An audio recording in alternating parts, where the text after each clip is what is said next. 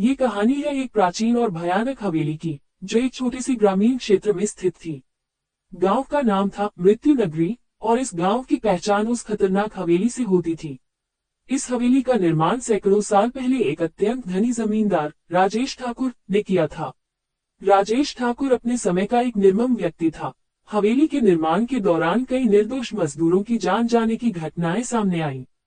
कहा जाता है कि ठाकुर ने हवेली में दबी खजाने की खोज में कई बलिदान दिए थे।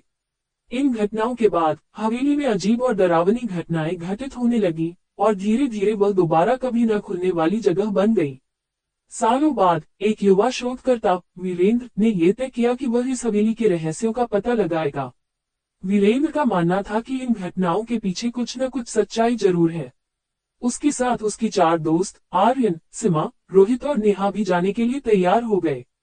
एक दिन सभी मित्र पूरी तैयारी के साथ हवेली की ओर निकल पड़े।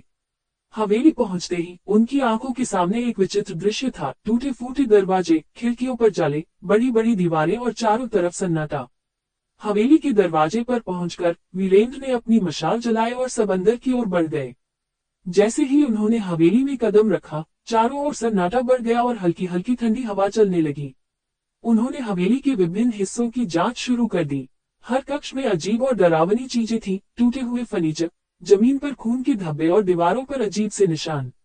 जांच करते करते वे हवेली के एक बड़े हॉल में पहुंच गए, जहां एक राजसी सिंहासन पड़ा था। सिंहासन देखकर उन्हें महसूस हुआ कि यहाँ कुछ रहस्यमय है।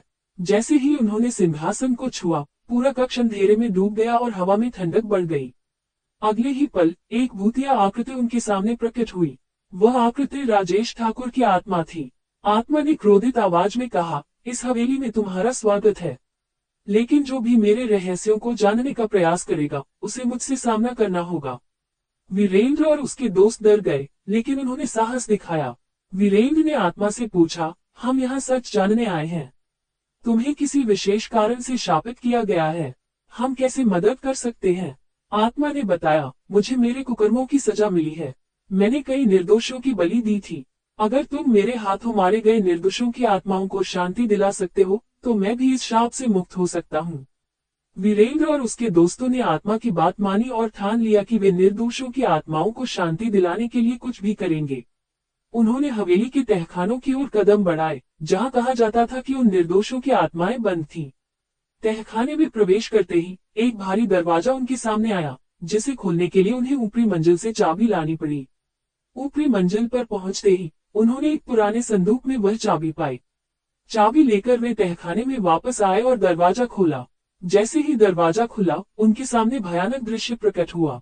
तहखाने के अंदर खून के धब्बों से सनी दीवारें, भूमि और जगह जगह हवेली के निर्माण के दौरान मारे गए मजदूरों की आत्माएं घूम रही थीं। आत्माएं बहुत दुखी थीं और उनके चेहरों पर दर्द झलक रहा था। वीरेंद्र ने आत्माओं से बात की और उन्हें शांति दिलाने का आश्वासन दिया। वीरेंद्र और उसके दोस्तों ने आसपास के मंदिर से पवित्र जल और मंत्र लेकर आत्माओं की शांति के लिए पूजा की।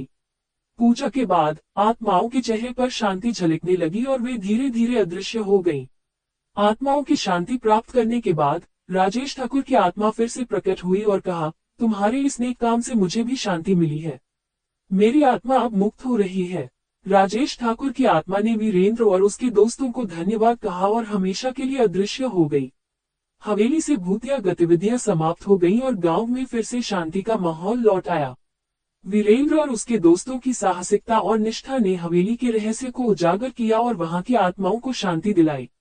इस घटना के बाद शापित हवेली अब शांति हवेली के नाम से जानी जाने लगी और वीरेंद्र और उसके दोस्तों की कहानी हमेशा के लिए यादगार बन गई।